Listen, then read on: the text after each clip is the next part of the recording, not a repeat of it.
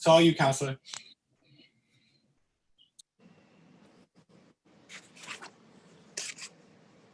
Good morning. My name is City Councilor Ed Flynn, and this is a hearing regarding predatory and deceptive practices by competitive energy suppliers. I am the chair of the Committee on City and Neighborhood Services. This is docket 0887. The hearing was sponsored by City Council President Kim Janey.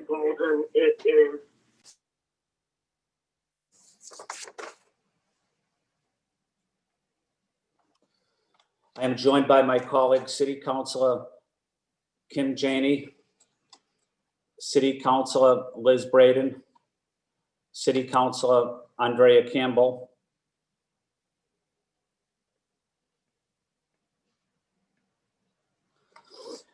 this hearing is being recorded and live streamed at boston.gov/citycouncil-tv. It will be rebroadcast on Comcast Channel 8, RCN Channel 82, Verizon Channel 1964. The Zoom link to provide public testimony for this hearing can be found by emailing Shane, SHANE, .hack, PAC, @boston.gov.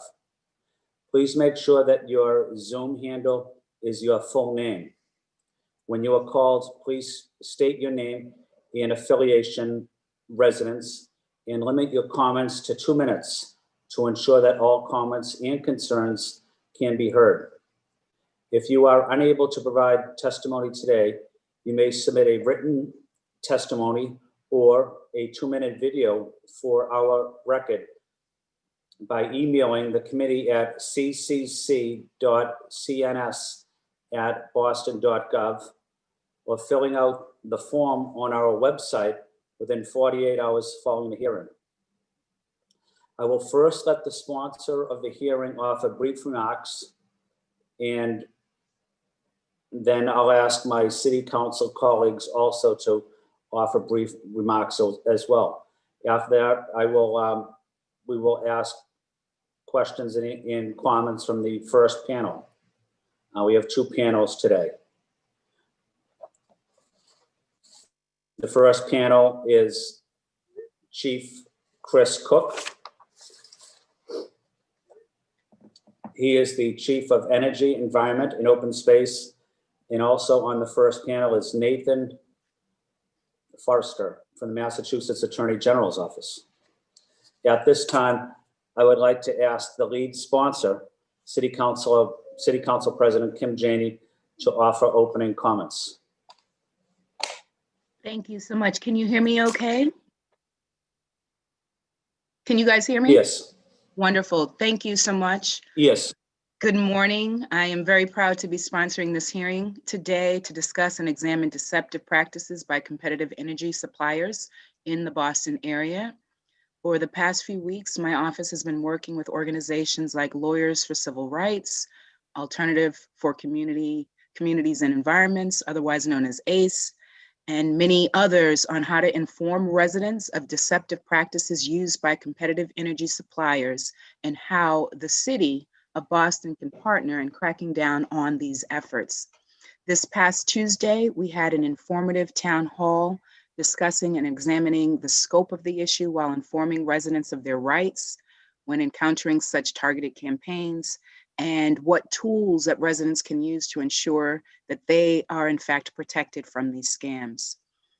We also heard from individuals like LaShonda Watson and Sarah Neville, who shared their stories on how their families and loved ones have suffered because of what these companies are doing. I've worked on this issue certainly in my first term and definitely as a community organizer.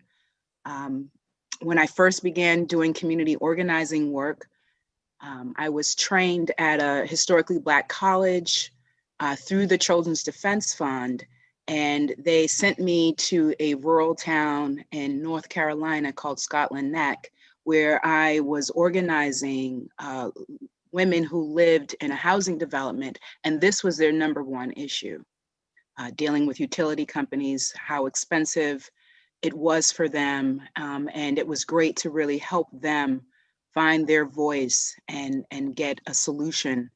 We need to make sure that we are doing something here as well in terms of the information and the protections. So I'm glad that we are having this discussion. I know from our town hall and from my previous work and the work of the advocates that poor communities of color, specifically Black and Latinx communities, have often fallen prey to deceptive tactics by competitive energy suppliers. They promise lower costs, but in reality, many residents end up paying more on their bills than if they had stayed with their former supplier. According to data gathered by the Attorney General in their 2019 report, and hopefully we'll hear some more from our panelists on this, but according to that report, we know on average that on average 98,992 low-income households paid 16.4 million more during the months between July 2017 and June 2018, so a year period that they paid more had they not contracted with these competitive suppliers. That same report shows disparities around zip codes. We know that Dorchester, Mattapan, and Roxbury are paying more on average. And this is just shameful. We can do better and we need to do better. So I'm glad we're having this conversation. I'm glad that the city has already started to implement initiatives like the Community Voice Electricity Program. I think there's a lot of promise there. I want to thank, as I close, everyone who's been working on this issue, certainly our nonprofit partners like the advocates like ACE and Lawyers for Civil Rights. I want to thank the Attorney General's office, and I want to thank BCAN. They've been doing some work on this issue. I want to thank the mayor's team, and I want to thank all of our colleagues. Thank you, Mr. Chair. Thank you, Council President Janey. I would ask if Councilor Campbell would like to give opening statement. Thank you, Councilor Flynn, and thank you, Councilor Janey. Can you hear me okay? Yes, we can. Okay, great. Thank you both for your leadership on this issue. And I think, Council President summed it up perfectly. This continues to be an issue in my district, which is of course largely Dorchester and Mattapan. So I'm looking forward to the conversation, looking forward to hearing from the panelists. I do see Commissioner Cook, or Chief Cook, who's literally I'm looking directly at. I know a lot of folks have done some extensive work here. So looking forward to the conversation, but I just wanted to thank the makers. And I'm glad Council President is feeling better. Thank you so much. Thank you, Councilor Campbell. I would like to ask Councilor Braden if she would like to give opening comments. Thank you, Councillor Flynn. I also want to thank the makers for taking this initiative. This is a really, really important issue. I know from my own experience that, especially in the summer months, we have folks coming knocking on the doors and offering to cut our energy bills. And I'm really concerned as chair of the Strong Women, Families and Communities Committee that our elders are also very vulnerable to these predatory tactics. Living on a fixed income, finding ways to cut their outgoings and saving some money on energy seems like a very enticing option. So it's confusing, it's misleading, and a really important discussion this morning. And I hope that we can do something to regulate this a bit better. Thank you so much. And thank you to Chris Cook for also being here. I look forward to hear his comments on this issue, and all the panelists. Thank you. Thank you, Councilor Braden. I would like to go directly to Chief Chris Cook, but before I do that, I would also like to reiterate what my colleagues have mentioned. A lot of unfair practices that are exploiting so many vulnerable populations, including our seniors, persons with disabilities, residents that may not speak English or have trouble speaking English or another language, and communities of color as well. So want to say thank you to Council President Janey and my colleagues on the council, and Chris Cook and the Mayor Walsh's team as well. Having said that, I'm going to ask Chief Cook to give opening comments, and then I'm going to ask Nathan Forrester from the Massachusetts Attorney General's office to follow Chief Cook in providing an opening statement. Counselor, thank you very, very much. Is my volume okay for all of you? Yes. All right, thank you. And I really greatly appreciate the City Council holding this hearing. There is nothing worse than the energy burden that is foisted on our most socially vulnerable populations. And these predatory practices within our city and throughout our state just have to stop. So I really applaud the Attorney General's office for their leadership on this, the City Council's efforts, and I'm very happy here to testify as to what Mayor Walsh's administration has been doing with community choice electricity. That program, which is only possible, again, in partnership with this City Council, hopefully will not eliminate, unfortunately, but hopefully it will reduce some of the energy burden that is being put onto our most socially vulnerable residents. I mean, the fact of the matter is, if you've signed an electricity contract, you're likely paying too much if you're not receiving that electricity from Eversource, and it's very confusing. Some people, just because your bill comes from Eversource, that doesn't necessarily mean that's the person who's providing your energy. So some people get into these long-term contracts, the rates change over time, and they're very surprised to find out what they're paying over the term of that contract. And that's just plain wrong. It's predatory and it's wrong, and hopefully CCE will help stop it. Competitive electricity suppliers and their marketers, as the counselor said, sometimes use aggressive door-to-door sales and telemarketing tactics to sign customers into promotional rate contracts, which then dramatically increase over time. According to the Massachusetts Attorney General, I'm sure we're going to hear more from this from Nathan, the average household overpays by $226 annually for electricity after signing a contract with one of these companies. It is a public utility, and the public deserves better than that. So who supplies your electricity? Receiving that bill from Eversource does not necessarily mean that Eversource is your supplier.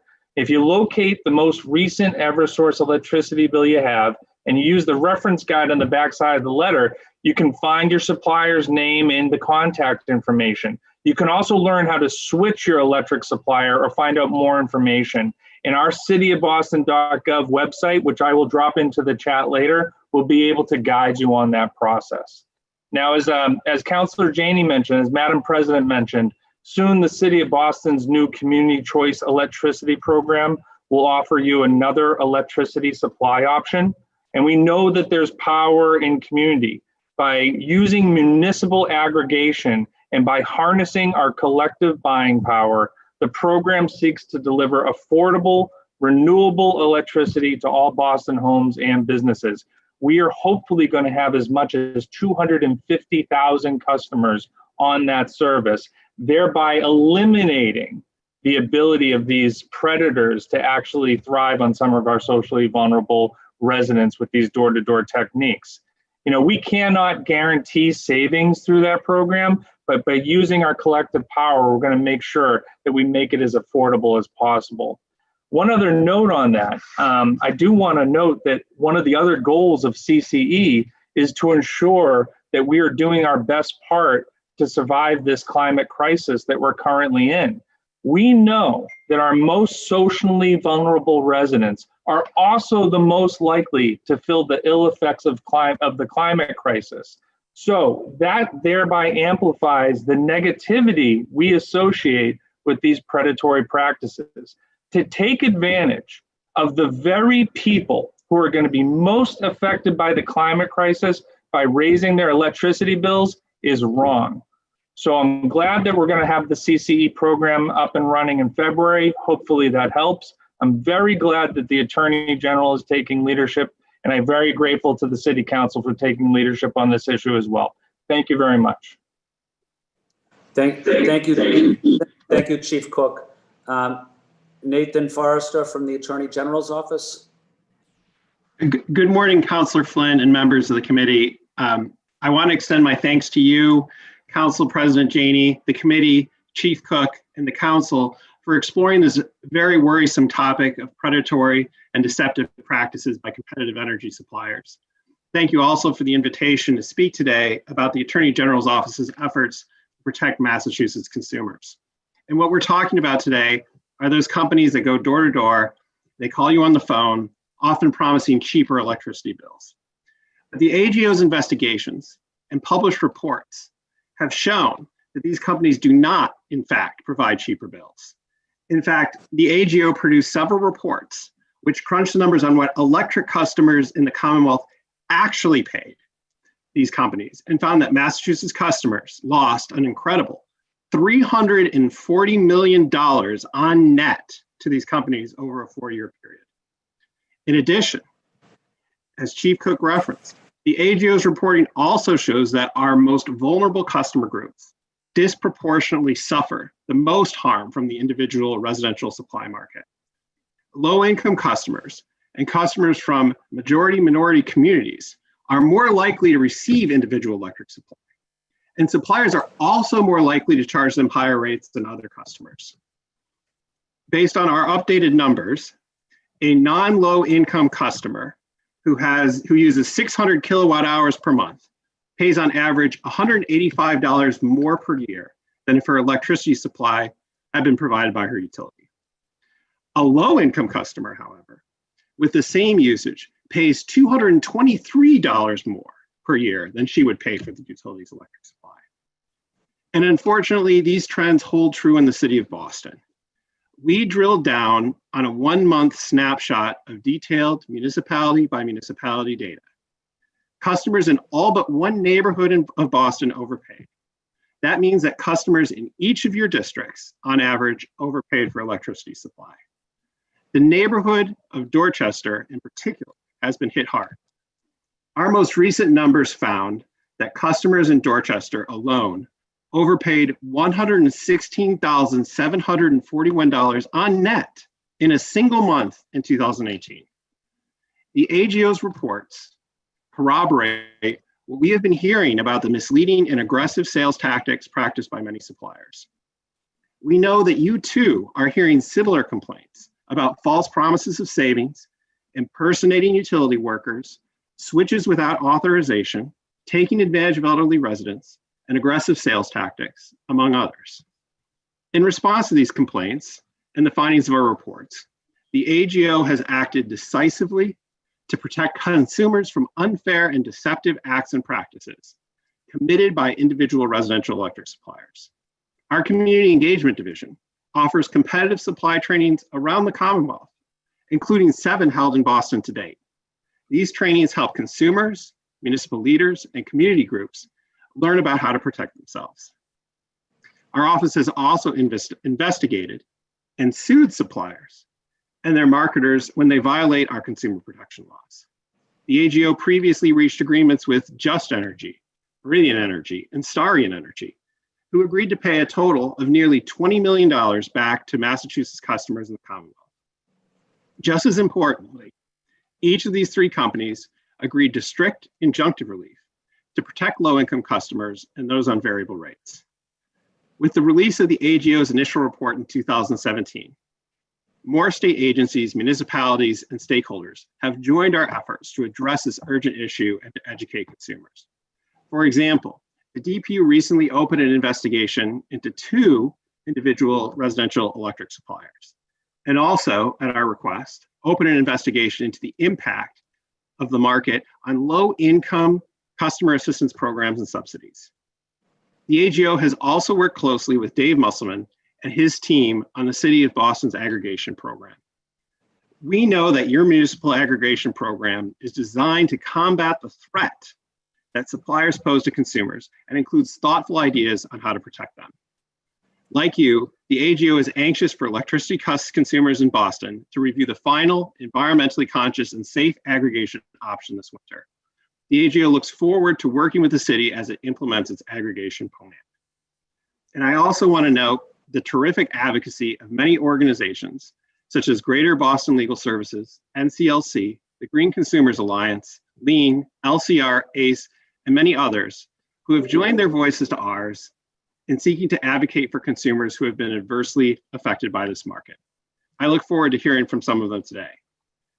And finally, because of the massive consumer losses and continued questionable sales tactics of the industry, the AGO filed legislation to end the electric supply market for individual residential customers.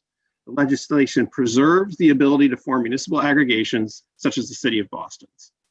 The AGO will continue to work with the City of Boston, as well as Massachusetts state agencies, municipalities, and other stakeholders to educate and protect customers from misleading and unfair tactics from electric suppliers.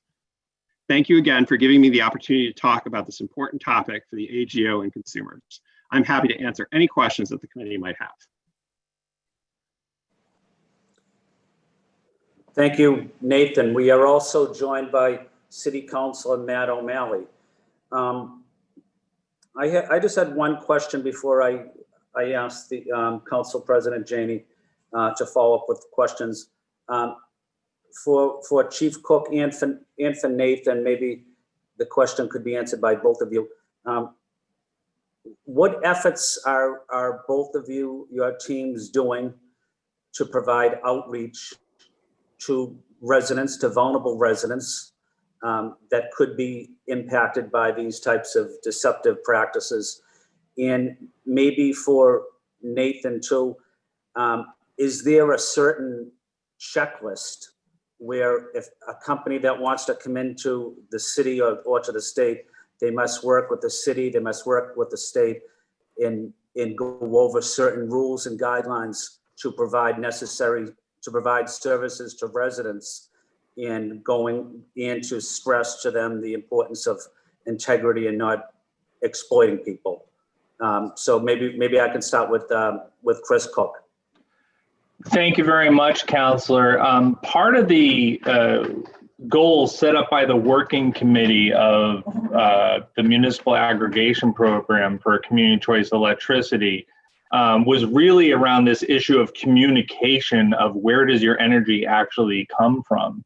And there's a lot of people who actually, they either have a automatic payment plan, or they just see the number that they actually have to pay and make their payment, and they're not looking at who's actually providing that electricity. So there's been a big focus on outreach, working with some of our community partners, whether it's BCAN or ACE or Sierra Club and everybody else who's engaged on this issue, about making sure that people are really understanding that they do have a choice. I mean, that's the whole point of the Municipal Aggregation Program, is that it's community choice electricity. And we're calling it electricity to not confuse people around energy, so that they think it's also about their gas distribution or something like this. This is about their electricity bill that we're communicating.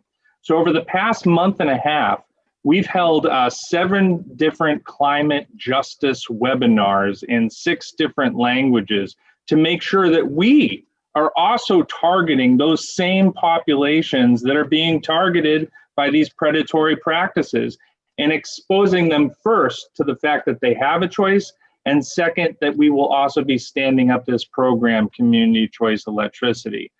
We've had varying degrees of success with that, so we look forward to partnering further, not only with the AG's office, but again with the City Council themselves, as our program actually moves towards implementation, which will be in February. We want to make sure that we have as many people as possible signed up. So really having those language-specific targeted webinars, trying to make it as accessible as possible. And soon we were able to secure the ratepayers address list. So we will also have the opportunity to direct mail all of the ratepayers to make sure that they're getting the information directly into their hands that this choice is coming. I'll turn it over to Nathan at that point. Thank you, Councillor Flynn, for the question. It's a very good one. As I referred to in my remarks, our community engagement division is tireless. I wonder if they ever sleep.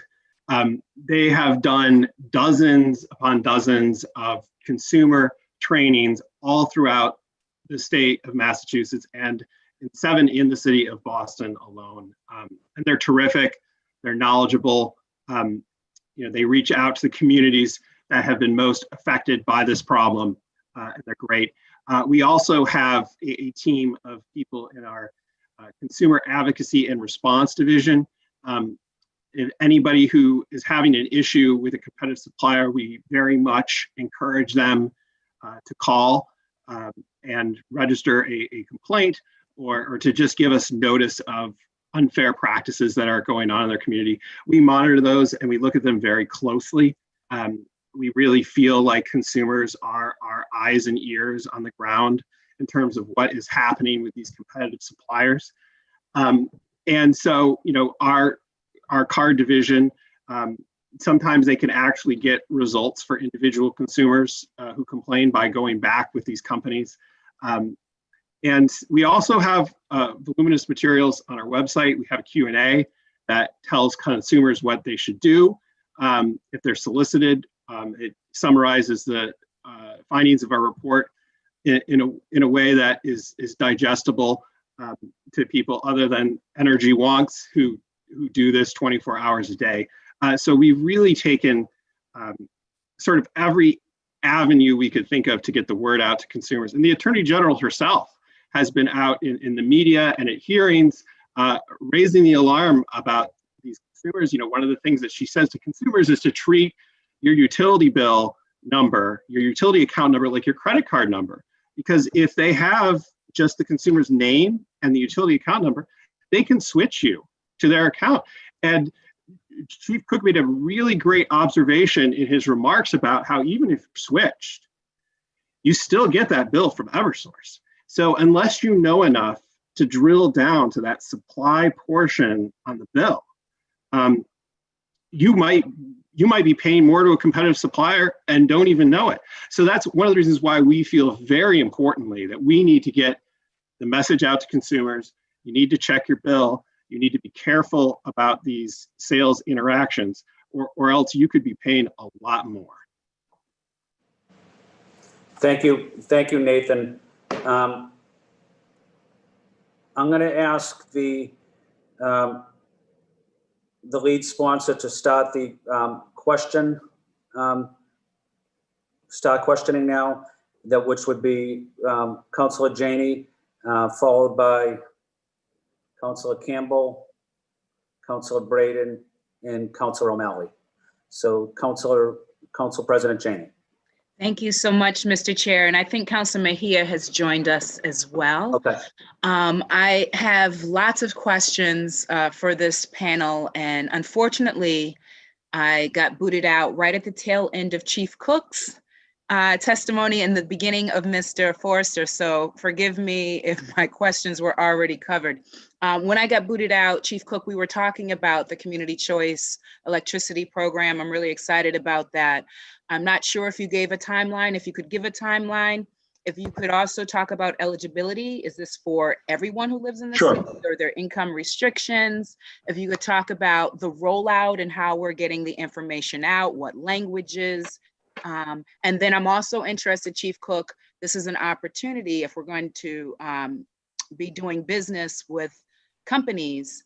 I don't know that there are a lot of companies in this space that are MBEs, but I would ask, who we're thinking of when we're thinking about pulling together these energy suppliers. Thank you, Counselor.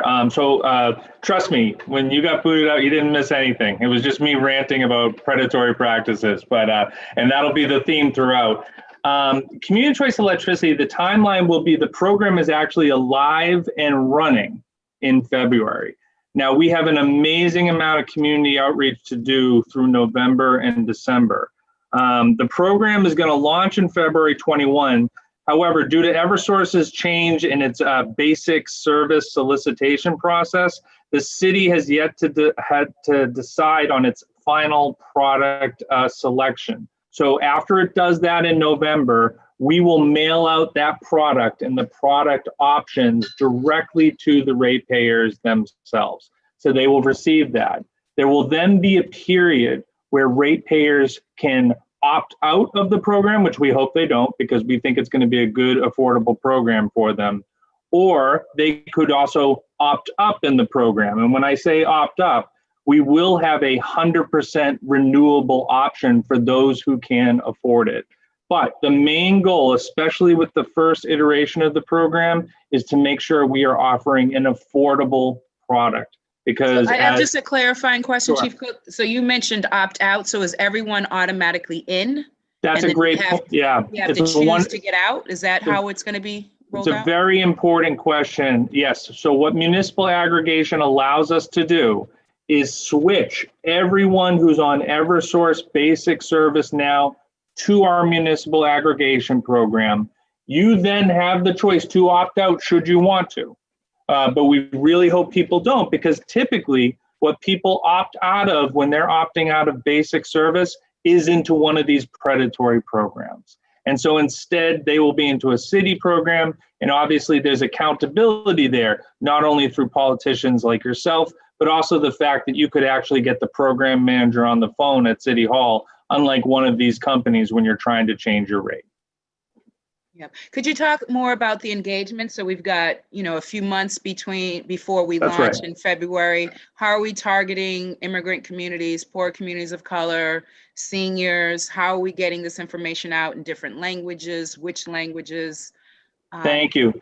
Yeah, so we're obviously working hand in hand with our Office of Language Access and obviously our Office of Immigrant Advancement. But we've also been moving forward with what we've been calling climate justice webinars, making sure that people understand the electric bill to begin with and the fact that this program has been happening. So we've offered 7 different webinars in 6 different languages so far. We will continue those translated services moving forward, but I do believe the most powerful information that we will have will be those direct mailers that actually go to the ratepayers themselves and fully explain the electric bill and the option that's being provided to them. I think that's going to be very powerful. Chief Cook, I think so too. I think it's very important to make sure that mailer, it's clear that it's coming from the city, because the tactics, yes, we get the door-to-door canvassing, but we also get the letters, and it gets very confusing. What can we trust? What can't we trust? Because we just keep residents are getting bombarded with solicitation. And so if we're sending something out, just to make sure that the city logos and everyone understands that this is good information coming from the city. I want to make sure, just to get some questions in for Mr. Forrester. I really appreciate all of the work that the AG has been doing. And I wonder if there's an update to the report. You mentioned a report, I think in 2017, and then was there something in 2019? If you could just give us a sense of where we are in terms of the data that's being collected. And then if you have breakdown, I'm particularly interested in the city of Boston. I know you guys cover the entire Commonwealth, but if you have a breakdown by neighborhood within Boston or any breakdowns by race, you could talk about different languages. You mentioned a bunch of trainings that the AG's office was doing. If you could talk about how we're targeting specific communities, that would be helpful. Sure. Thank you very much for the question. So we've released our initial report that included 2 years of data. We released an update to the report that included an additional year of data. We actually have unreleased, although I've mentioned the data in my marks, an additional year of data after that. And we hope to, in the very near future, release that additional year of data. We are still working on the update. Do you know when you'll be able to release that additional year? Do you have a sense? Is it the end of this year? I think we are targeting for either the end of this year or early next year. And does this data, Mr. Forrester, include like a list of the bad players? If so, how often is that list updated? Is that list shared? How can residents protect themselves from the so-called bad actors in this? Yeah, so what we do is we publish a list of sort of the data from some of the worst suppliers in terms of has created the most losses to customers, the most losses to low-income customers, those sorts of things. We don't actually provide the names of those suppliers, in part due to the confidentiality agreements that we have to sign to get the data in the first instance. So, but that is there, and it's sort of, we have a list of sort of the top 10, and some of the same, we identify them by number, and some of the same suppliers appear year after year on the list. Yeah. So just to wrap up, I know I have colleagues on here who want to ask questions as well. I am interested in this data for Boston by race and by neighborhood, if you have it. That would be particularly helpful. Do you have that here? Is that something we could get afterwards?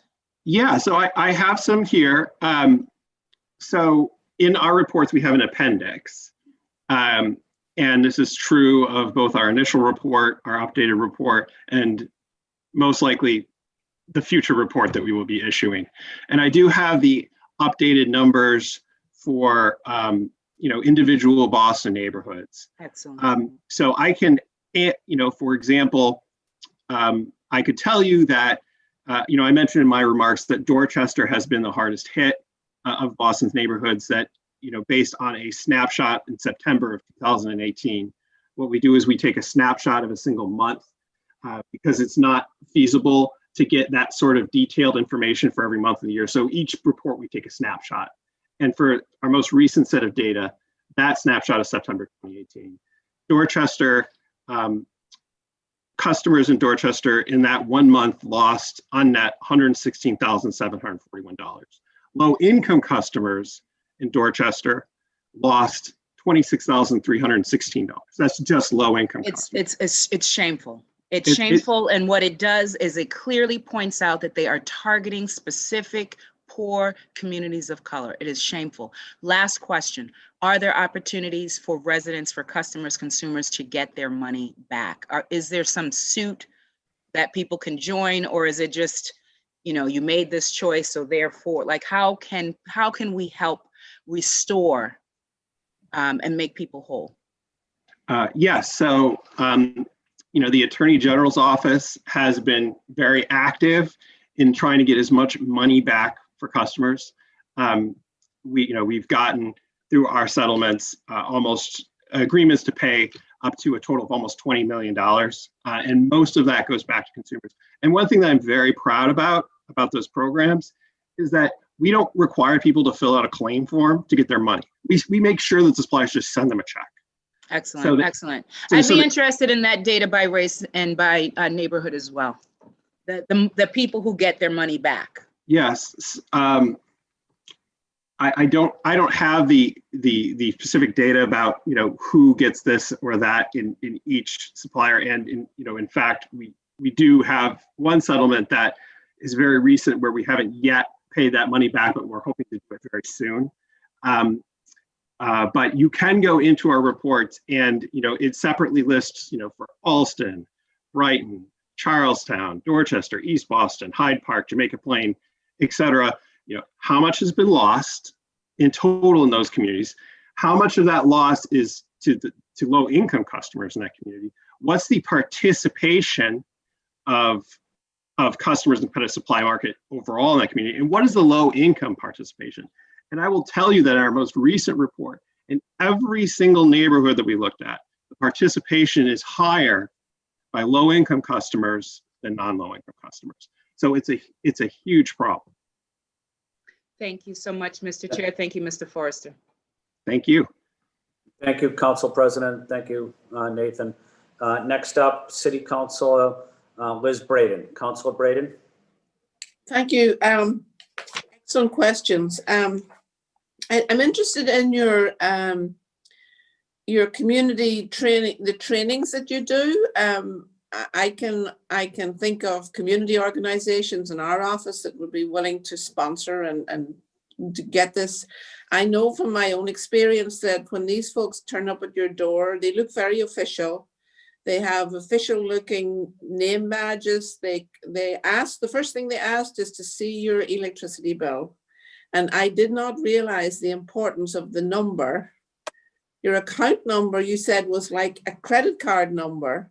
And those folks, when they get that, are off to the races with transferring your supplier to one of these more costly options. And that is just downright criminal. These people should be hauled into court and they should have paying back the money and making people whole is one thing, but this is illegal. This is great, makes me crazy.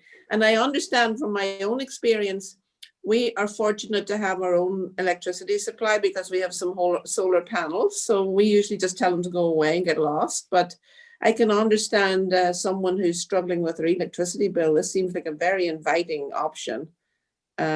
So anything we can do to spread the word. I'm also, I want to echo Councillor Janey's concerns. We get these letters that look very official. Now, I know about BCAN. I thought I knew about community choice electricity, but they're very clever about how they present it, so that even I, who am consider myself fairly well informed, get this piece of literature in the mail, and I'm thinking, oh, that's great. That's the Community Choice Energy Group. They're off. And then, oh, hang on a minute. I didn't hear that they were ready to launch that yet. So I'm sort of like, I put it in the trash. But other people, like, I'm very motivated to do renewable energy. But these people are very, very deceptive in their practices. And I really, really applaud your efforts, but anything we can do to raise people's awareness and also to Chief Cook as well. If you're putting out information, work with us in the neighborhoods to try and get this information out, because I know I'm confused, and if I'm confused, I know that the other people are totally confused by it. Thank you. Thank you. That was more Thank of a you, Councilor Braden. That was more of a statement than a question. But please, also, where are these reports available? Nathan, are they available on the AG's website, or can you send them to us? These reports are available on the AG's website. We have a specific competitive supplier selection. If you type Maura Healey competitive supply into Google, it should come up as the first result. Okay. Thank you, because I like Councillor Janey. I'd like more information, because the more information is power, and the more information we can get out to our people, the better. Thank you. Thank you. Thank you, Councilor Braden. And as Council President Janey mentioned, Councilor Mejia is also on this meeting. But at this time, let me ask Councilor O'Malley for questions. Thank you very much, Mr. Chair, and good morning, colleagues and ladies and gentlemen. It's great to see you all. Obviously, I stand with the makers. It's a very, very important issue. I feel as though it's even been exacerbated amid pandemic, just being home more, seeing more people going door to door, and certainly a captive audience at home. And I saw, my own neighbor, who's an older woman, lives alone, and had to sort of come out and address an issue where she was going to give over some very pertinent personal information to someone who did not have her best interest at heart. So great issue. It's something we've been talking about for a while. It has gotten worse, but I'm very, very hopeful, and I believe very, very strongly that it will soon get better because of Boston adopting community choice energy, community choice electricity. I was very proud to have worked with Councillor Wu and all of our colleagues. I know Councillor Janey Campbell and Flynn were on the body when we actually this may have predated you joining the body when we voted on it. It was, but I know you've all been supportive of it. It's been a very long process. It is a very long process. Thanks again to the Attorney General's office. I remember sitting down with her team back in probably 2015 or 16 initially. So to see the light at the end of the tunnel is something I am extraordinarily excited about. So just to reiterate, Chief Cook, I think you've probably said this several times, but because we're so close, it's worth being repeated.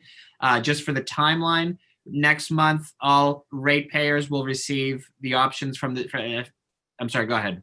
No, I apologize, Councilor. I just don't want there to be any confusing. Next month, we'll set that. We will set that rate. And the reason why is Eversource is not setting its default rate till November 17th. So we will set our rate after they do, to just make sure, again, we don't want to further energy burden anyone. So we have to make sure that our product is actually competitive with them. We will certainly socialize that over appropriate channels, but the big communication mailing will most likely be end of November, December. Perfect. Okay, and that's fine. And just so folks know, as we all know, there are 2 times a year where these rates can be set, usually, and it's usually in the fall and then the spring, correct? Or I guess That's February and So, Counselor, we were pushed because of DPU's review of our municipal aggregation program. We were pushed into this cycle in order to launch our program. We will also, moving forward, be able to take advantage of those more competitive spring bidding times. So you're right. Fabulous. Okay. So end of next month or early December. We will say around the holidays, hopefully closer to Thanksgiving. It's a wonderful Christmas present to deliver more renewable energy and affordable energy to people's homes. Indeed, indeed. So that's going to set what the options are, basically. It will, and it'll also give people the option to opt out should they choose, or opt up should they choose. But hopefully, we want everyone to stay in. I think to Councilor Janey and Councilor Breeden's point, the idea that is coming officially from the city of Boston, just like a tax bill or just like some other communication around the coronavirus, hopefully that lets people know that there's certainty in this product. Absolutely. And then, so you will opt out if you wish, or opt up, as I and my wife plan on doing. You can opt all the way up to 100% renewables. We will offer that product. Are there other metrics like the 75% or? At this point, I think what we're going to be able to option is we're going to have the default product itself. And then we will have the opt-up product. When we have more competitive bidding cycles, I think we'll be able to vary that. In addition, looking forward into the future, to Councilor Janey's point, hopefully we'll be able to incentivize more localized renewable energy opportunities for community members. Roger that. And just for folks at home, and I apologize if you already went through this, what is the current percentage of renewable on our electric bill? It's a good question. It's set to the renewable portfolio standard. I don't have it right in front of me, Counselor, but we aim to be right above the RPS. Yeah. I think it's high teens or so, and we can grow that significantly more at no additional cost or sometimes even savings to the ratepayer. I mean, I think that's right. That is often lost on this debate. And then secondly, so this information will be available in the next month plus, and then it will actually go into effect in February.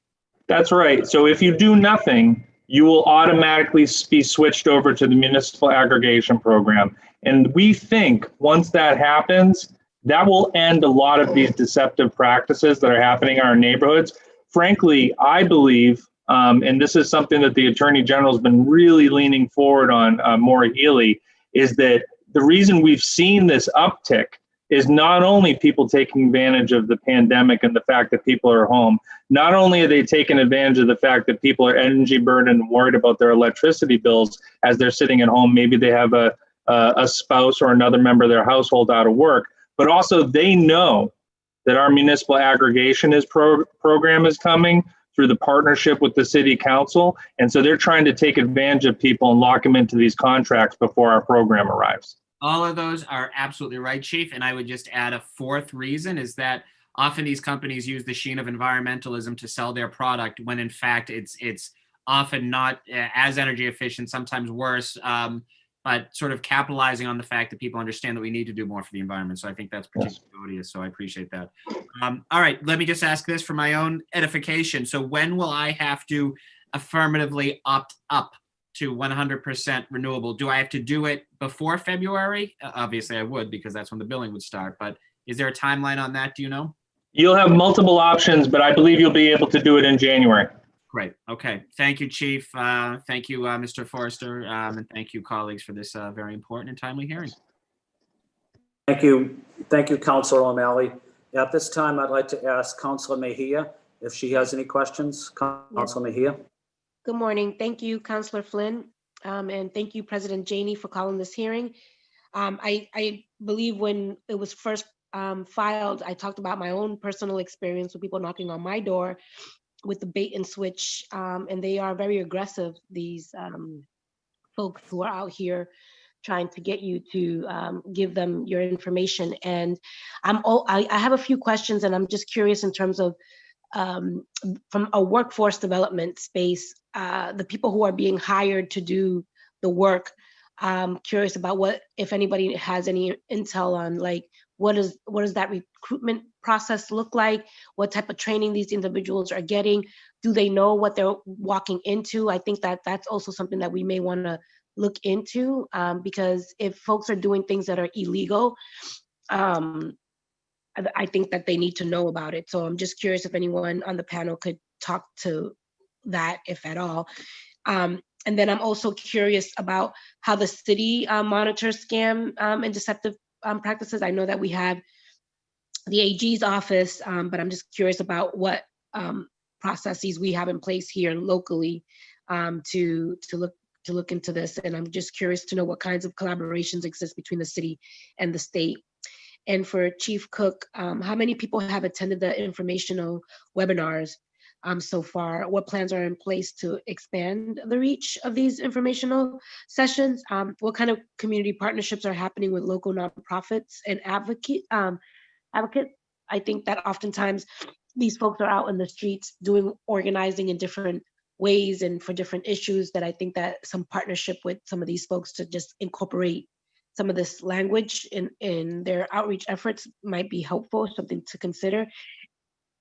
And I just want to second Councilor Janey, President Council Janey's point about activating energy suppliers that are minority business owned. And it would be great to get a list of those if it exists. And thank you so much for your work on this space. Thank you, Councilor Mejia. Those were a lot of good issues, and I'll do my best to address them. We're obviously very concerned about the folks who are hired to go door to door with these companies. One of the things that we found, a lot of these companies are fly-by-night operations.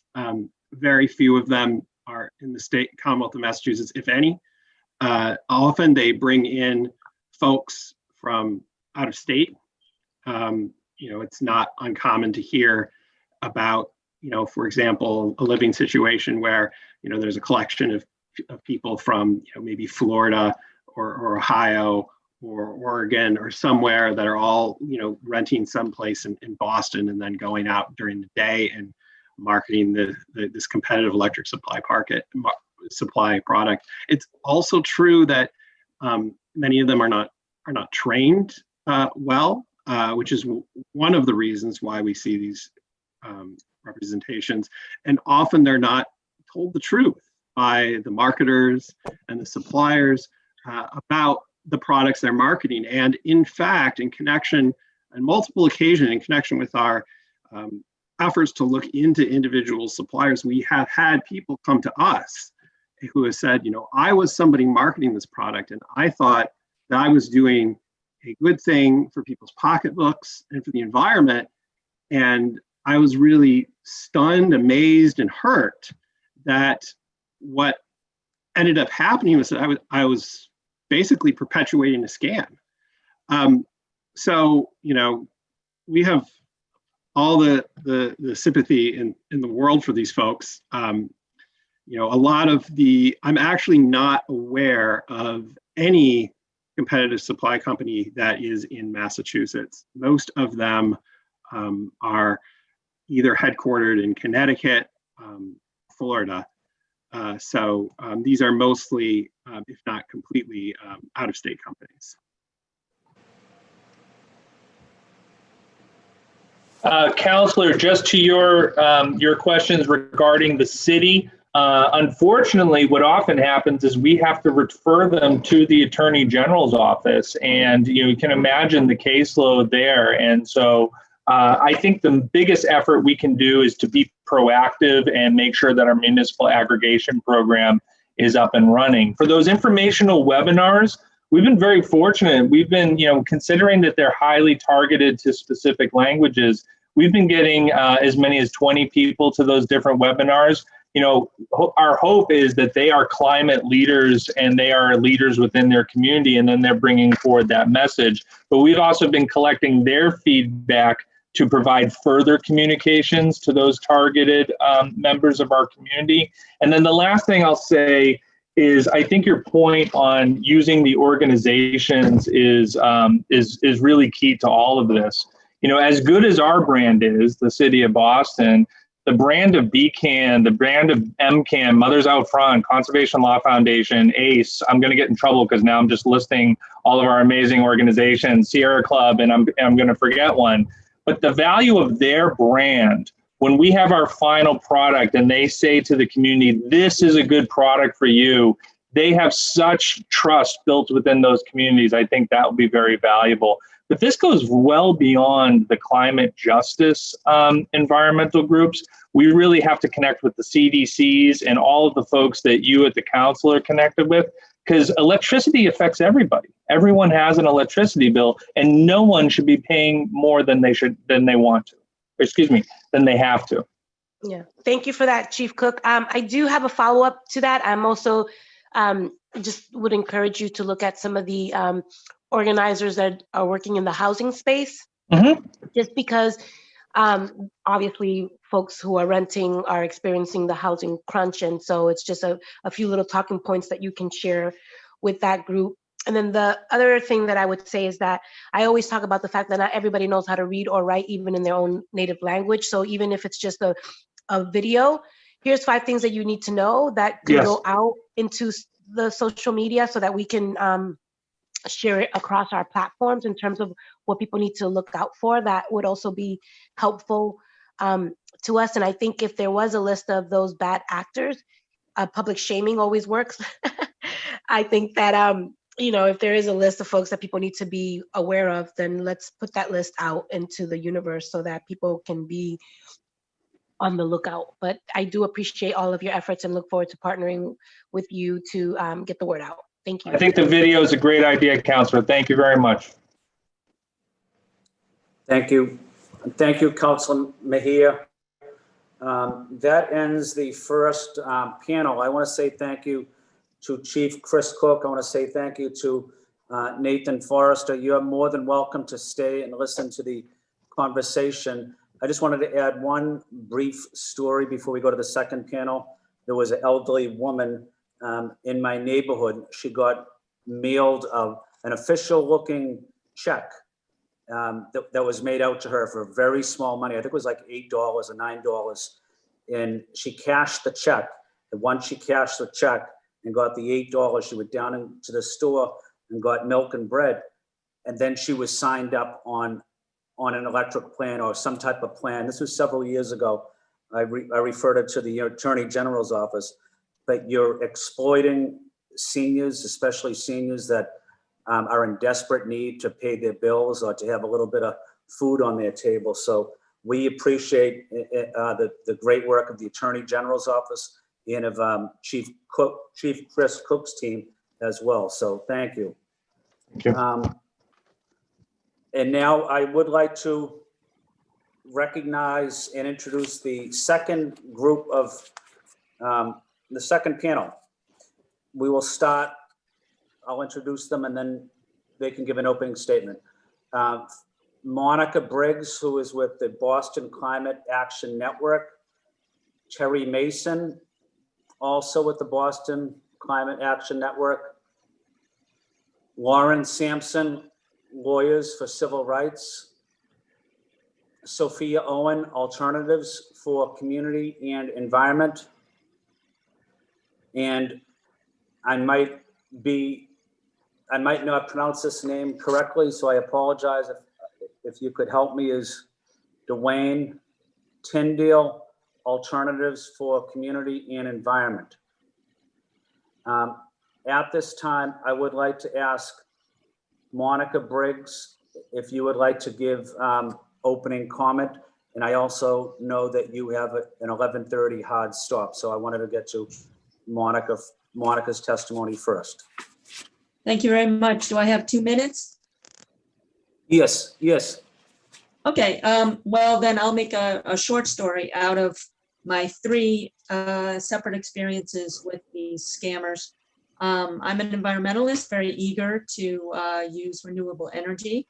So I was a real sucker for them. It started 9 years ago, and I was home alone recovering from an injury, and they looked very polished. Every interaction with them, they have had logos and hats and shirts, and very enthusiastic, very high pressure, very excited. The first time I signed up was a very complicated, kind of suspicious, multi-layered document. And I later discovered that my rates started increasing precipitously, and I couldn't find a customer service, so I called the only number available and ended up talking to for changing. I'm sorry, we seem to have lost Monica. Monica. Yeah, Monica, I think you're going in and out. Threatening about my. Okay, it must be my internet. Can you hear me now? Yes, we can. Okay, but it was very difficult to terminate the agreement. They were very threatening. There were fines looming, and I called the Better Business Bureau to get some support and was finally able to extricate myself from the agreement, but it was a harrowing experience.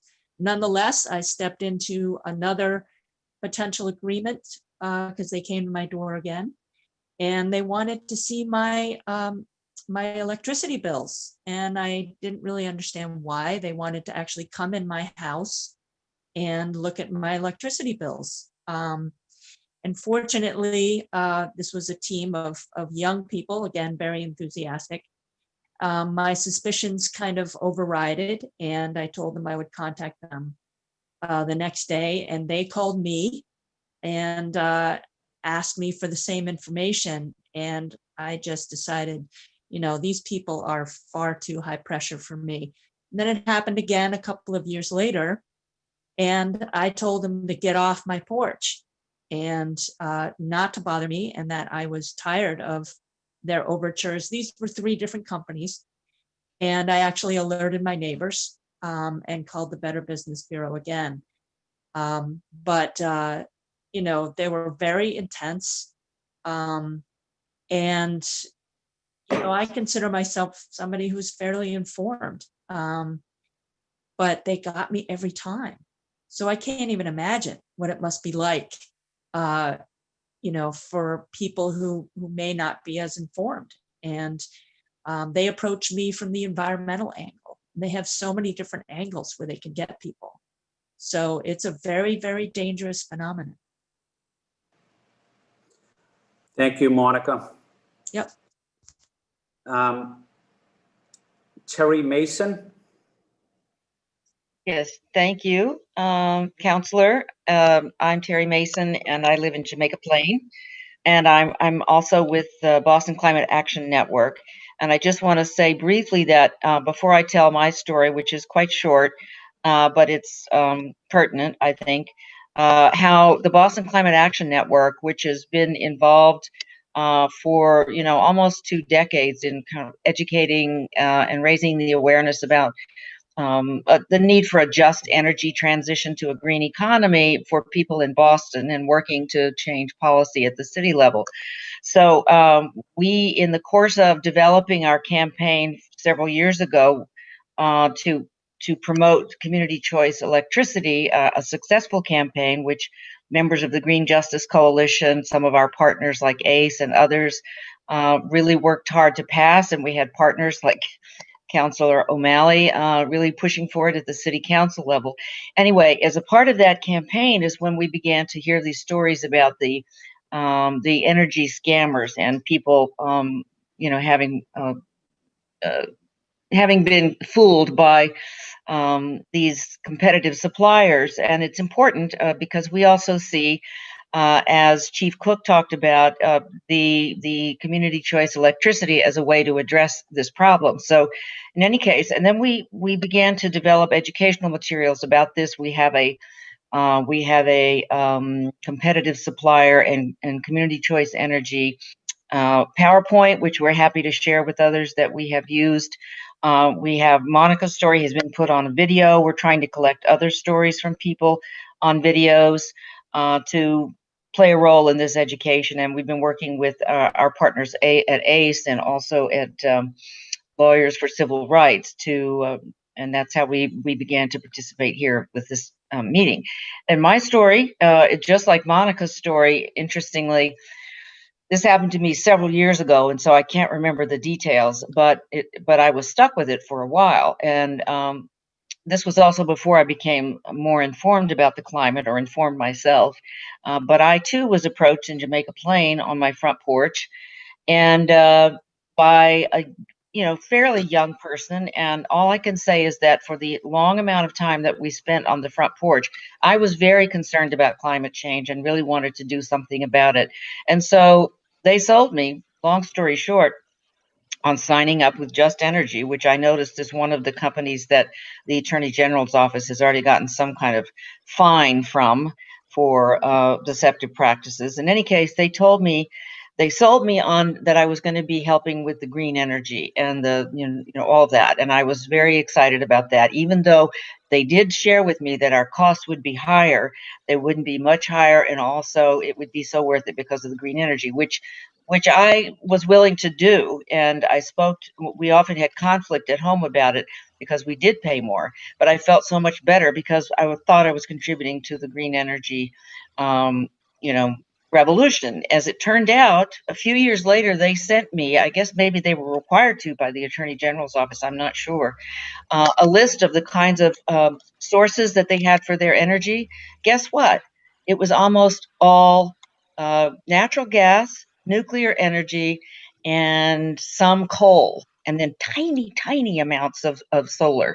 And I just downloaded their 2019 environmental source report for their energy, and it's the same. So I was profoundly shocked that all that time we've been paying more money, and I was not contributing to the environment in the way I thought. So this is very deceptive. And as Monica says, there are lots of angles that they take.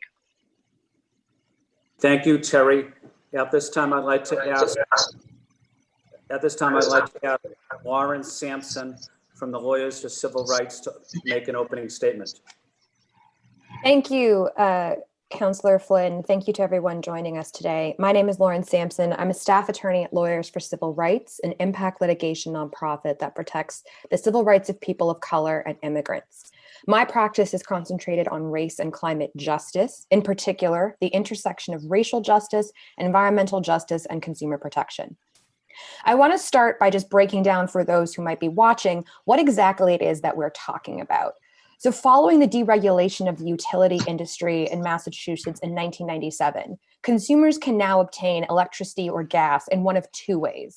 First, they can rely on their utility, Eversource, National Grid, or Unitil, to provide what's known as basic service. Second, they can choose a competitive energy supply company to supply electricity that is still delivered and generated by the utility. These companies can and do market themselves to residential consumers directly. We have seen that these marketing efforts often involve deceptive and predatory conduct, including pretending to be a utility company, slamming or switching accounts without permission, refusing to leave the premises without a signed contract, or caller ID spoofing. Council President Janey asked for data, and I'm happy to provide that. According to data gathered by the Attorney General, in June 2017, 30% of all accounts in majority minority zip codes, compared to 19% in white majority zip codes, use competitive energy suppliers. The problem is very acute in Boston. 42% of all Dorchester accounts and 53% of all low-income Dorchester accounts are with residential competitive energy suppliers. 39% of all Mattapan accounts and 48% of all low-income Mattapan accounts are with suppliers. 36% of all Roxbury accounts and 49% of all low-income Roxbury accounts use suppliers.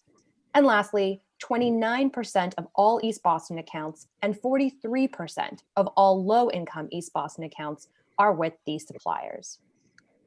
The economic pressures created and exacerbated by the pandemic have most severely impacted low-income communities, immigrant communities, and communities of color across Boston, which were already struggling to make rent and utility payments. I want to highlight just a few of the stories that have been brought to our attention. A Spanish-speaking woman in Chelsea who was given misinformation by Liberty Power and convinced to sign a contract that has her paying almost $50 more a month than she was previously. A woman in Dorchester who experiences a constant barrage of energy companies from morning to evening, ringing her doorbell and asking for bill information, and who has continued to experience caller ID spoofing and telemarketing calls during the pandemic.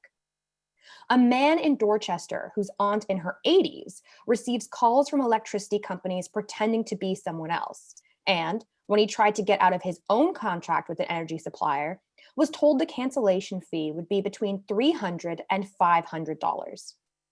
A woman in Roxbury who was recruited by her Section 8 inspector, who told her he was working for the electricity company as a side job. Her bill went up immediately, and she was told she couldn't switch without incurring a large penalty. A granddaughter in Boston whose grandparents were signed up with a supplier and were overcharged considerably, even though they are low income. And a single mother in Lynn who provided account information to Inspire Energy when the salesperson claimed they were representing her utility company and then found her account had been switched without her permission. As recently as February 2020, the Department of Public Utilities issued a notice regarding misleading and deceptive telemarketing campaigns to residents on behalf of suppliers, which claimed consumers were eligible to receive discounts on their monthly bills, even though the name of the supplier was never mentioned, and the agents claimed consumers could avoid paying charges that are actually mandated by statute.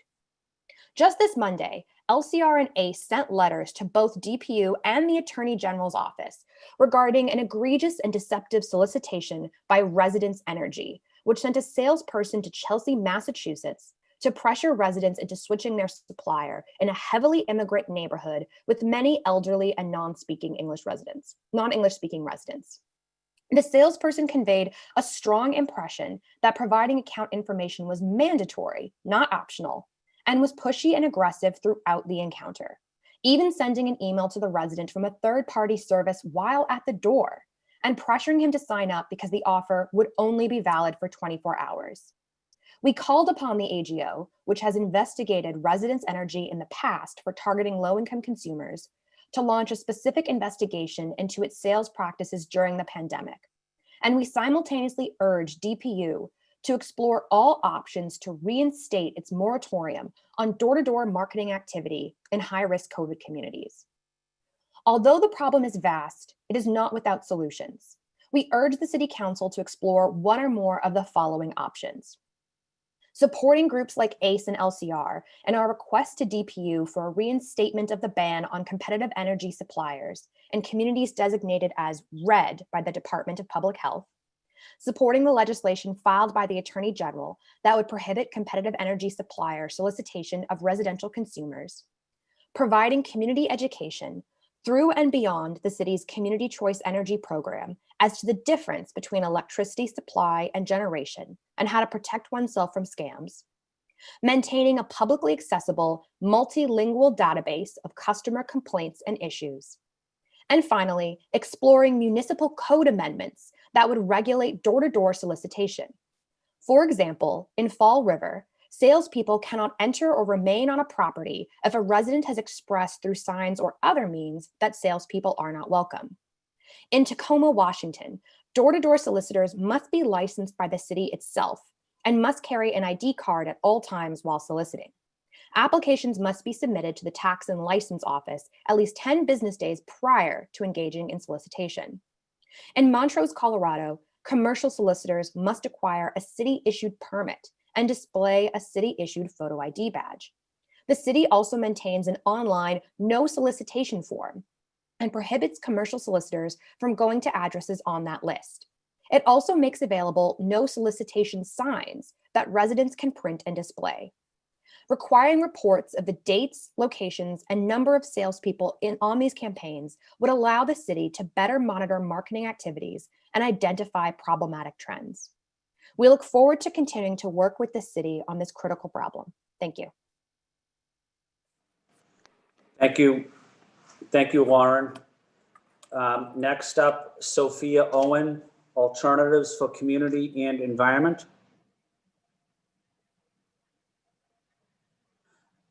Sophia, I think you might be on. Got it. Thanks. Okay. Haven't had enough coffee this morning. Thank you, Councillor Flynn. Good morning. My name is Sophia Owen. I'm the staff attorney and the director for Environmental Justice, Legal Services, and Alternatives for Community and Environment, or ACE, based in Roxbury, Massachusetts.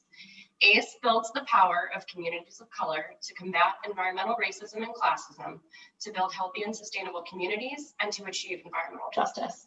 Since our founding in 1992, ACE members and staff have been at the forefront of the fight for environmental justice in Massachusetts. We're deeply concerned about the pattern of deceptive practices that permeates the competitive supplier market and ask the council to take action to limit the ability of these companies to further exploit Black, brown, and low-income residents in Boston. Before the onset of COVID-19, representatives from one of the competitive suppliers had a semi-permanent setup in the parking lot outside of our office on Ruggles Street in Roxbury. ACE staff, members, and volunteers, including myself, have been repeatedly badgered by marketers. We've been offered gift cards if we switch providers, misled about which company these individuals work for. When pressed, they eventually admitted that they do not work for Eversource or National Grid, and promised that our utility bills will decrease if we sign up. Notably, we were not pitched on the green energy or environmental benefits of these programs. Thankfully, our staff and our members are equipped with the information that they need to evaluate and decline such offers. What is far more concerning is the fact that these marketers have set up shop in the center of one of the poorest neighborhoods in the state. Many of the people who come to the office for the Department of Transitional Assistance, which is located in the ground floor of our building, and patronize businesses in Nubian Square do not have this knowledge at their fingertips and are prime targets for predatory practices. As the reports from the Attorney General Maura Healey's office and National Consumer Law Center make clear, and as Lauren highlighted, the experience of ACE staff and members with competitive suppliers is far from unique. ACE and LCR are grateful that the Department of Public Utilities suspended door-to-door marketing campaigns in March when the state of emergency was declared by Governor Baker. We're concerned, however, that such campaigns were allowed to resume in July. Last week, we were made aware that door-to-door marketing campaigns are ongoing in Roxbury and Chelsea, two communities that are reeling from the public health and economic crises brought on by COVID-19. And one of our staff members was actually approached by a competitive supplier just a week or two ago. As you're well aware, Boston Public Schools has suspended in-person learning because of the city's rising tide of coronavirus cases. And the Public Health Commission is urging people to find safer virtual alternatives to celebrate Halloween and asking adults not to participate in parties or gatherings. Trick-or-treating has been strongly discouraged in Chelsea and canceled in Springfield, Worcester, and Lawrence, all of which have large communities of color and low-income communities, and are also experiencing high rates of COVID-19. If children are barred from attending school in person or engaging in beloved cultural celebrations, competitive suppliers should not be permitted to prey on vulnerable residents while risking the public health of some of our most hard-hit communities. As we enter the 9th month of the pandemic, low-income residents and communities of color are in dire financial straits. They grapple not only with disproportionately high rates of COVID infection and death, but also record high unemployment, food insecurity, and housing instability. Door-to-door sales pitches that falsely promise lower utility bills and bully residents into switching electricity providers without fully understanding the service that is being offered or the terms being agreed to are deceptive and dangerous under any circumstances. That this behavior has persisted during a global pandemic when families are struggling to pay rent and utility bills while remaining safe and healthy is reprehensible. I urge you to use your power to address this issue and echo the requests made by Lauren Sampson in her testimony. In the short term and at a minimum, ACE asks you to join our request that the Department of Public Utilities reinstate their ban on door-to-door sales in communities designated red by DPH, provide community education in addition to the city's Community Choice Energy Program efforts to equip consumers with the information they need to protect themselves from these predatory contracts and scams, and explore the possibility of a municipal code amendment to regulate door-to-door solicitations. In the long term, we hope that the council will support the AG's legislation to ban these predatory companies from the residential electricity supply market. I'm grateful for your attention to this important issue. Thank you. Thank you, Sophia. And I'd like to ask Dwayne Tyndale from the Alternatives for Community and Environment. Yes. So thank you. I'd first like to thank Council President Janey for all the work that she did to bring this about, and her staff. And I really appreciate the work and the energy to get this to this platform. We need to send a clear sign that scammers are not allowed in the city of Boston. We have to, because they're going to come in many different forms. This time they came through the utility. They're going to come in other ways. And we have to draw a line and make an example of these scammers. Because as the next months happen and this pandemic expands into 2021, your offices will be one of the first places that our residents call to say they need help. And the margins of existence for many of our residents is at a very slim line right now. And scammers will increase in the most difficult times and take the little resources they have to pay for rent, to pay for food, to pay for utilities, medicine.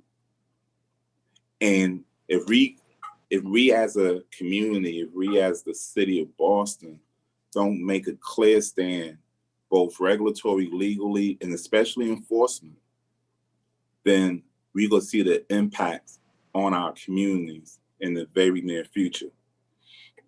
So we understand the public health implications, we understand the economic implications. We have to figure out creative ways to tell these scammers, now utilities, in the future will be other things, that if you come in the city of Boston, this cannot be allowed. I think the city of Boston can take a strong stand. We will continue to educate our population, but we need enforcement. We need a hammer.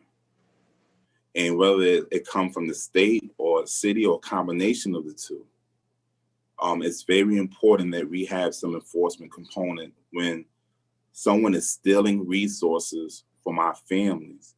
There has to be a direct consequence. And right now, I'm not sure if the consequences are great enough for those companies to stay out of our neighborhoods. So I just want to appreciate everyone that came before me. I thank you for the council for bringing this issue out to the public, but we have tons more work to do to make sure that the city of Boston, which is mainly is the leader for the Boston metro area, that our families are safe from these scammers. I shouldn't call them scammers, let's call them criminals. From these criminals who taking advantage of the most needy of our families. So thank you. Thank you, Dwayne. Thank you, Dwayne. I'm going to open it up to questions from my colleagues, but before I do that, I don't necessarily have any questions, but I just wanted to comment on Dwayne's remarks, which I thought were excellent. Scammers or criminals come in many forms, some in suits, others over the telephone. But there should be no place for these scammers or these con men in our city. And we do need enforcement to deal with these scammers. So I just want to say thank you to Dwayne for those informative comments. At this time, I would like to ask Council President Janey if she would like to open it up for questions. Yes. Thank you so much, Mr. Chair. I want to start by just thanking this panel for their work, for being on the front lines. I want to especially thank the panelists who shared their own experiences dealing with these scams. One of the things we haven't really talked about in this hearing, but it's a big issue, is the stigma attached to being scammed. And for many, it's very difficult to come forward. Many are left feeling silly feeling like they've somehow have participated in their own scam, when in fact it's important that we lay the blame where the blame should be, and that is with the scam artist, period. So one thing, it's really important that we take away the stigma so that people do feel like they can come forward, and that we provide the information. So in terms of questions, again, thank you guys for being on the front lines. Thank you for your work. I'm very interested in numbers. I heard the stories and different examples for Boston as well as other communities surrounding Boston. I would love to drill down on Boston, the Boston neighborhoods. And if there are, from what I understand, it's Dorchester, Roxbury, Mattapan, which are also the neighborhoods within Boston that are largely populated by people of color, and tend to be poorer communities. And so I'm just very concerned that not only are these artists coming into our city to take advantage of folks, but they're really targeting people who are the most vulnerable, whether our singers, people who are learning English. And so I want to be able to drill down specifically. Do you have any data, anyone on this panel that really, and I saw, Ms. Sampson, that you highlighted like in certain neighborhoods, these folks have it, but then you add low income to it, it's even higher. I'd love to just, one, make sure that we're digging deep around neighborhood, zip code, race, to understand where this is and how we target our efforts to those neighborhoods in terms of information. So, Council President Janey, I will say that I do not have with me any data based specifically on race, but I will add to that a community's percentage of minority households, Black and Latinx households, households with limited English proficiency, and low-income households correlates with higher rates of participation in the competitive energy supply market, and that there is a great degree of correlation between the low-income distribution and, because of obviously systemic racism and discrimination, correlation with race. So in the instances that I mentioned, we know that Roxbury is over 90% people of color. And so for 36% of all those accounts, 49%. Roxbury isn't 90% people of color, just to be very clear. But go ahead. Okay, so that in places that have a high percentage of people of color, that to have like those striking numbers, and I would add to those three communities, East Boston, like I mentioned, 29% of all accounts, 43% of all low income East Boston accounts. So from the data I have, like I said, we don't have, X percentage of Black households, but we do have these zip code based data, which, we can correlate with census data, and with, of course, other community level data, excuse me. In terms of the solutions, we spend a lot of time talking about problems, but I heard, I think in your testimony, everyone's testimony, some ideas, some solutions of what we could do. When you think of best practices, and I think you've mentioned some other municipalities, where are the cities that have really figured this out? What can we learn from them?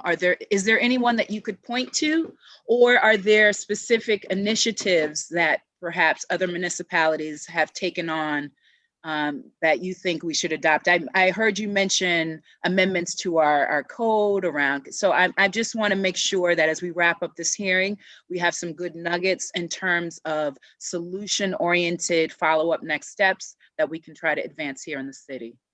Sure. So I think I highlighted in my opening remarks, in particular, a couple cities that I think have really interesting initiatives. And I want to highlight in particular the city of Montrose, Colorado, which has a multi-pronged approach. So on the one hand, you have something that you see in other cities, which is if you're a commercial solicitor, you have to have a city-issued permit and display a city-issued photo ID badge. So that right there is just a way of giving the city information. Who's in our neighborhoods? How many campaigns are happening simultaneously? How many people are going door to door? So, one thing that we found, and I'm sure that my colleagues from ACE and BCAN will note, we frequently hear from people who don't know what supplier came to their house, because the suppliers are not making it easy to identify who they are. But if the city knew we gave badges to this company to work in this neighborhood, we could pin down who exactly is,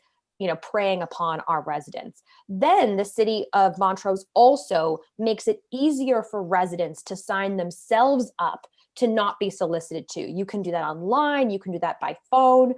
You can go to the city and say, I don't want people to come to my address. And the city maintains that database and prohibits commercial solicitors from going to addresses on that list.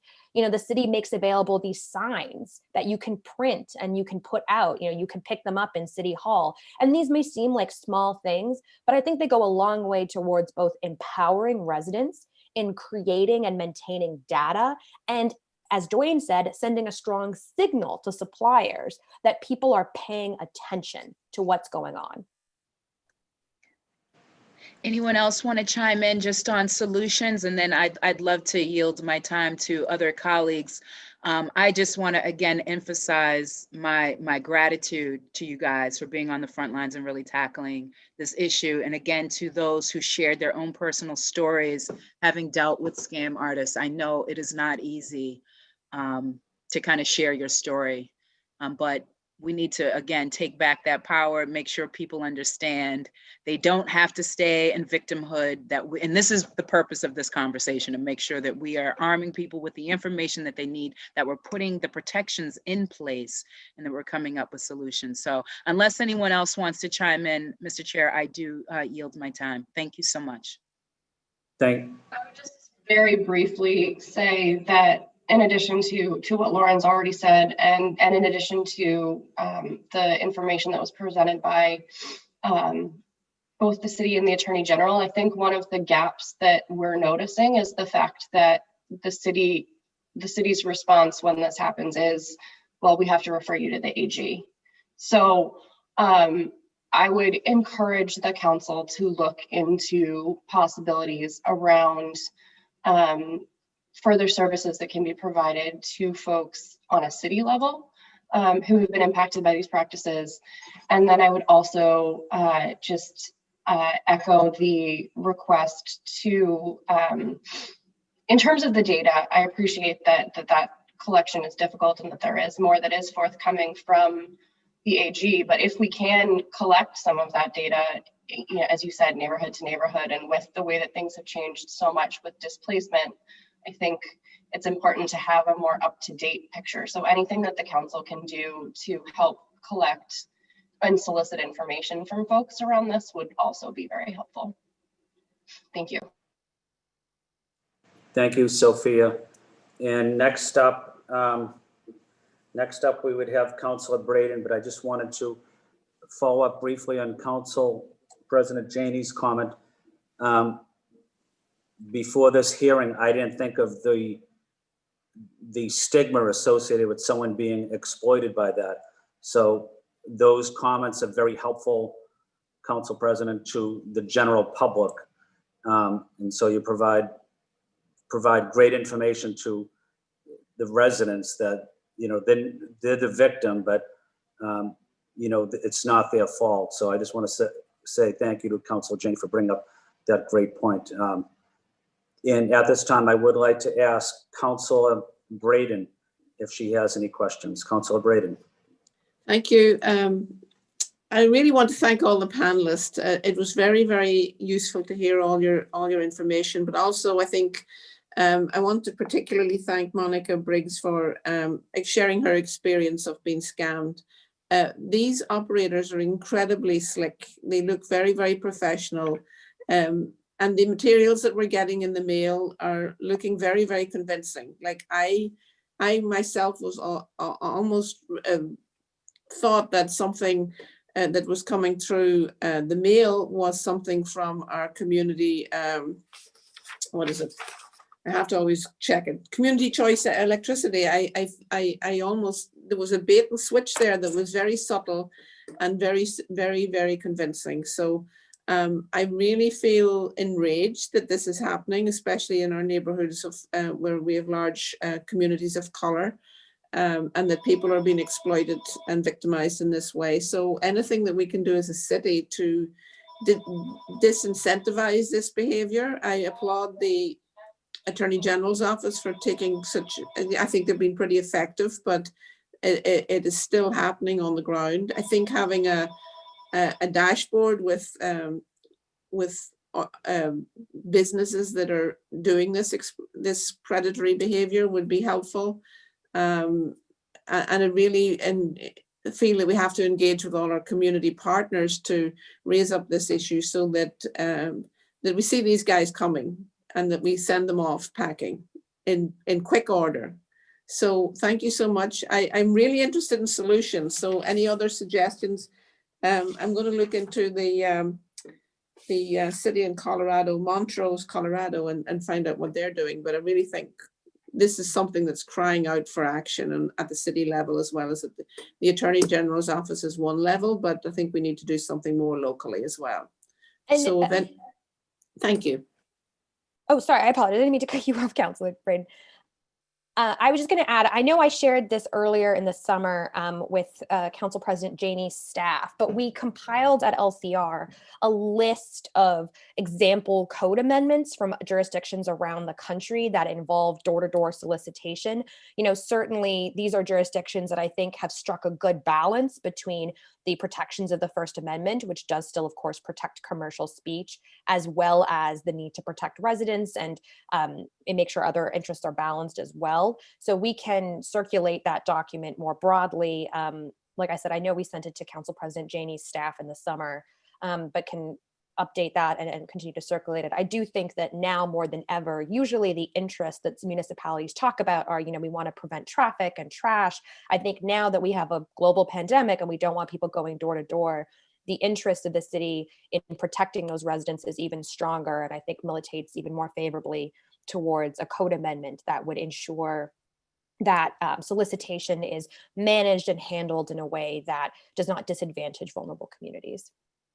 I think the trick is, you know, the First Amendment protections are always there, but if First Amendment protections for criminals who are scamming people, we have to find a solution to this problem. So any information that you can share with us would be greatly valued, Lauren, and thank you so much.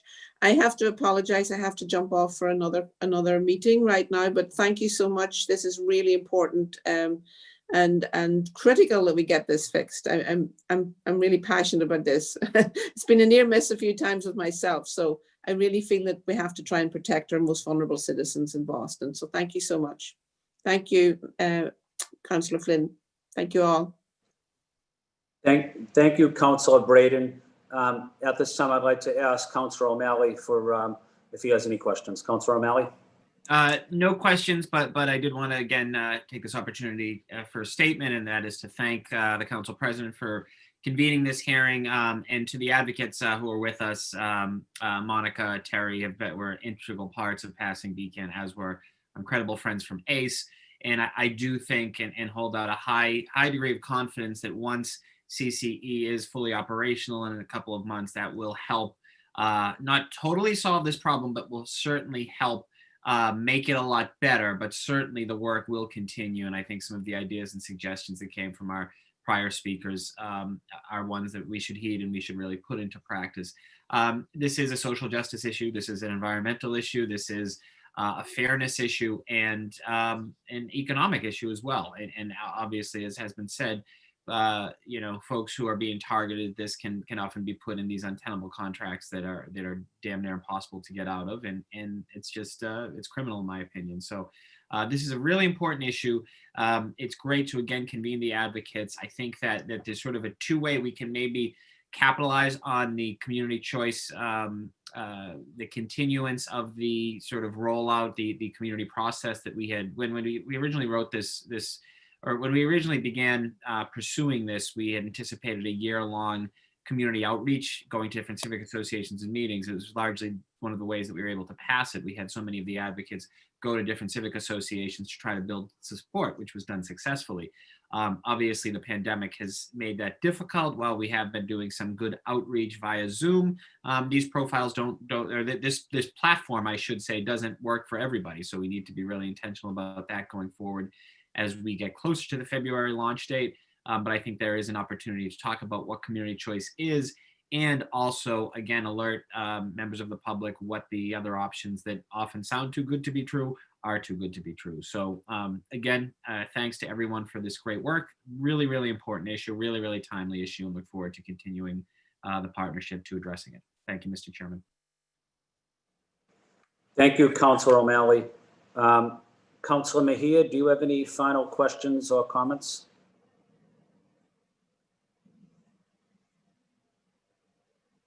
No, thank you, Councilor Flynn. I do appreciate the advocates, and looking forward to seeing how we can lean in and to support this issue. Thank you so much.